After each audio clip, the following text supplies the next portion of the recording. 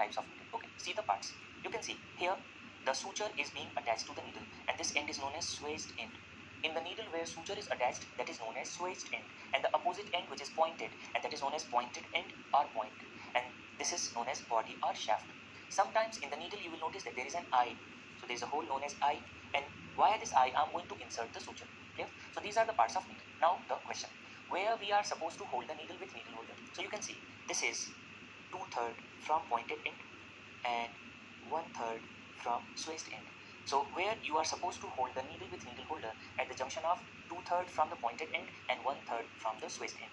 Now see the types of needle. Broadly we are going to divide the needle into two types. One is round body and second is cutting needles. Cutting needles can be conventional cutting or reverse cutting. So see the types of needle. Needles can be round body or cutting. Clear? This cutting is further divided into conventional cutting. It's conventional cutting. Clear? And second is reverse cutting. Reverse cutting. Okay. So it's very easy to remember. Suppose this is the needle. Clear?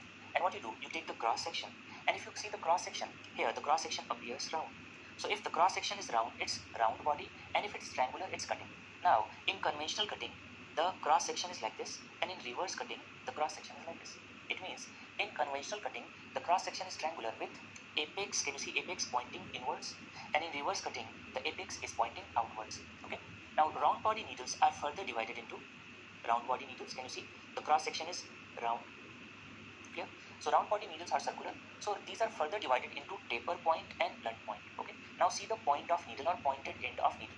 If you see this pointed end of needle, if it is tapering, if the pointed end of needle is tapering, clear? This is taper point, and if it's blunt, can you see?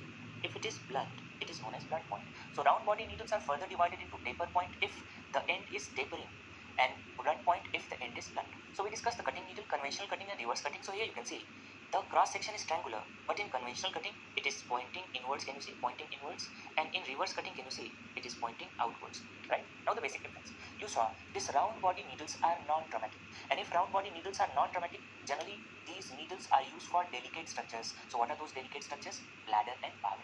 And these cutting needles, these are traumatic needles. So what is the advantage? That these needles are used to pierce the tough structures like skin, sheath, fascia. Okay. So one by one we are going to discuss. Round body needles, these are non-traumatic, and since these are non-traumatic, we are going to use these needles for delicate structures. And what are those delicate structures? So we are using these needles for bladder and bowel. It is used for bladder and bowel. Okay. Now cutting needles. Cutting needles are traumatic. These needles are traumatic, right? And that's why these needles are used to pierce tough structures. So we are using these needles for tough structures, right? Like skin, sheath, and fascia. Skin, sheath, and fascia. Now we are going to discuss the suturing techniques. Okay. Now see, first, simple interrupted suture.